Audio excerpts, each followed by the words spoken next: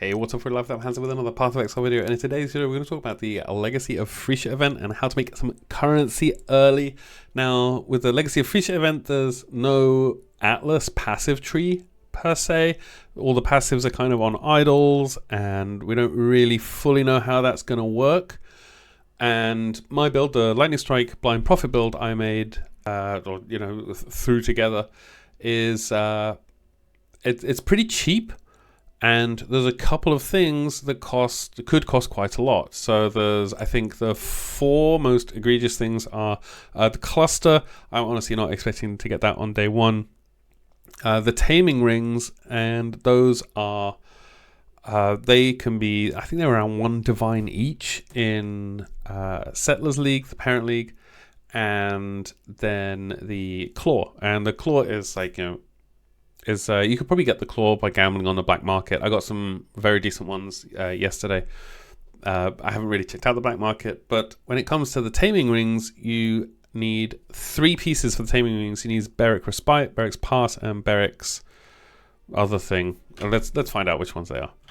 Okay, so you need Beric's Grip, Beric's Pass, and Beric's Respite. And these are rings that the Beric's Grip and Beric's Pass, these are T4 rarity rings, so they're fairly common. You see here they're just 1C, 2C each. Beric's Pass, again, is a 1C, 2C ring, but Beric's Respite costs a lot of money in comparison. It's 10C. And this is the, it's like Settlers is like, I don't know, 5 years old now at this point. But this is the old price. But in the first hours of the league, it's not actually too far away from this. So I think the first ones usually go up for, like, I've seen them at 8 or 10C each. And then in the next couple of hours, so like, when the league is a few hours old, they're already 20 Chaos Orbs or 30 Chaos Orbs. And by the time that the league is 8 hours old, then they're, 60 or 70 or something. So they go up very quickly. And the way you would try to get these early on in previous leagues is you just you make an Atlas strat. So you go to PoE Planner and select the Atlas tree, and then you'd try to figure out some way to make a currency very, very quickly, very, very early on. And we don't have access to this time, so I figured I would try out Heist, because Heist you can do really early on. You can do it during the campaign. You don't have to get 2 maps to start making a ton of money. Honestly, I got this. This is a SSF. We were testing this out last night. This is 5 hours long, this character. We were watching some videos and stuff, so it's a bit longer, and I messed around. But I only did 5 hours worth of gameplay. I got here to Act 8. And I think I still have some. Yeah, here we got some rogue markers still. And the way I ran this was, this character is also unascended as well, so it's just a shadow. But the way I ran this was, I usually find my first smuggler's cache around level 45 somewhere. Around level 45, and that gives you your first rogue marker, and that means you can come to here, the rogue harbor, and you talk to everyone. You could do the quest for Lady Kurai if you want to. I think you can also skip it though, and I would recommend just skipping it. But then really what you want to do is talk to Huacano the Barber. If you hold down Alt and click on this guy, then it opens his contracts to buy. And there's only one type we're looking for here. It's demolition. So you just type in demo, and then he's got a demolition contract. Now, when you get here, they cost chance orbs as well. So you've got to save all your chance orbs whilst you're going through the campaign. You need, like, if you get 5, 6, you're going to sustain. But when you get here, if you come at level 45, you'll notice that all of the contracts are level 48. And that means that they won't be renewed when you hit level 46. They'll be renewed when you hit level 49. So when you come here the first time, if you're 48 or below, or if you're 47 or below, then when you level up, they won't renew the inventory in the vendor. So I've got all these other contracts here. I've got all these other demolition ones, and the only ones you care about are demolition ones. And the reason for that is demolition ones have, we don't need to take this one, but if I come over here and control click on Adia, I put this one in, and then I select Tibbs, and then I open this up.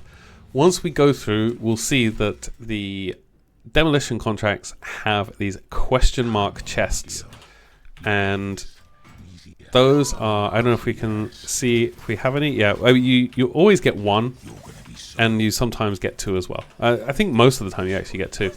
But there's these small chests which nobody really cares about, and I just usually run through these guys, and you get to these question mark chests here, and you see this one behind this door.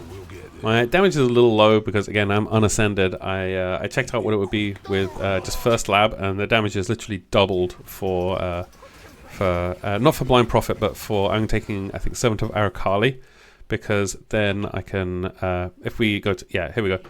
So this is my I think this is the skill I have, the shadow I have now, Doomfang Noble Claw. Let's just take it out. Yeah, so that's, yeah, this is my character now, and my total DPS including poison is 11.8k. And if I just ascend as Arakali, or the Servant of Arakali, it's this one up here, then I think it's this one. No. Oh, these are all still the. Where's the? I thought POB had been updated. It had been. Okay. You grant the level 15 Envy skill, and Envy adds, it's like 100 flat chaos damage to your base damage, and that doubles the damage. So this actually goes from 11k to 20k. So my damage is a little bit meh at the moment, and that's okay, because during the event it's going to be a lot better. So here we can click on this, and this is one of the chests that gives way more alerts level, and we just blow it up, and it usually comes with chaos orbs in it. And you get a couple of items, and then yeah, you get some currency orbs, so regrets and Varlobs as well. And you can just come in and take these things, and then you can go and get the final, the relic at the end of the heist, or not. This is also a viable strat to just not do that, because if it's going to take you a long time, honestly, we're not here for like rogue markers. We're not here for the relics. We're not here for building up a lot of heist stuff. We're just here for the money, sir. We're just here for the money. So if you come in and you just take this and take all the other ones, take all the chests, and then just run away with the money without finishing, that's really good. So here we've got 2 Chaos Orbs and Demigod's Wager, which I think is a null orb div card. And you could just take take all these boxes, take the jewels out as well. I found a lot of 5 links the first time. And you do need some rogue markers, because you use rogue markers in order to start these quests. But I found, yeah, if you have like 6, 7, 800, that's enough. Any more, and I'm just taking the chests and leaving, because there's no point in me I'm not here to level Tibbs up. So you come out and you got 2 Chaos Orbs and a Regret and a Varl Orb and an Orb of Alchemy. And this is what I had after 5 hours. So I had 49 Chaos Orbs after 5 hours, like from waking up on the beach to 5 hours in, when most people are finishing the campaign, or fast-ish people are finishing the campaign. Tai has already killed Maven, but 49 Chaos Orbs. We've got like 28 Orbs of Regret. These are quite expensive early on as well, because a lot of people are respecing, especially in this event. 25 Varl Orbs. In the most recent Pox League, these were 2 Chaos each on the first day. So this is another 50C. We got some GCPs, we got some alterations, fusings, Jeweler's Orbs, and a bunch of chromatics as well. And this is a lot of currency to have in the first 5 hours of the league. And this league is, this event is going to be even easier to do this strategy in, because we have Faustus as well.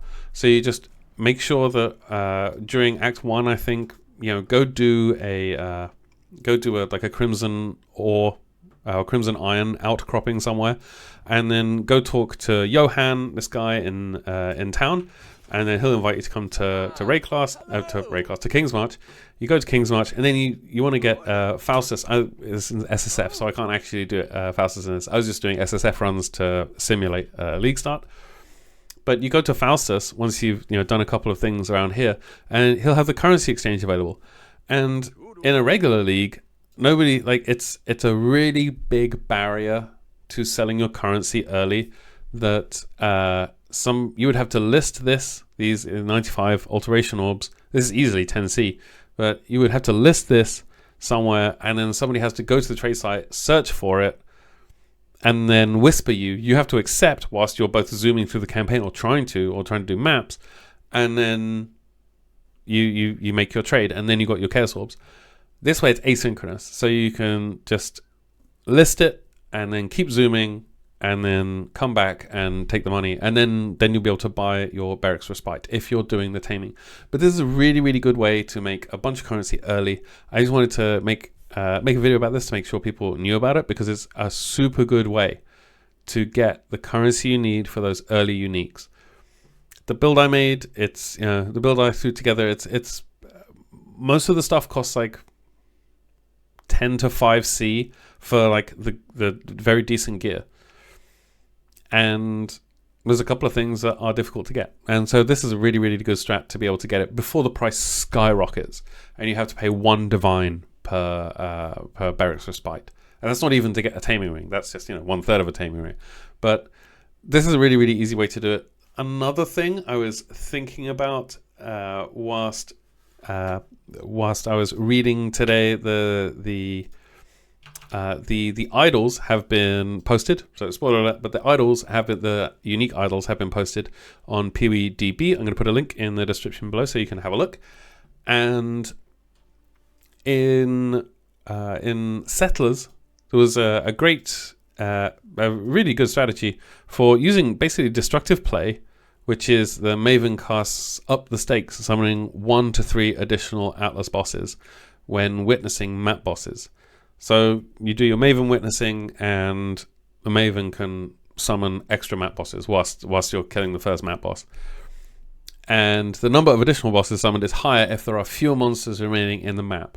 And modifiers to the final boss apply also to these summon bosses as well. So you can do this, and then there's an idol called Through Exploration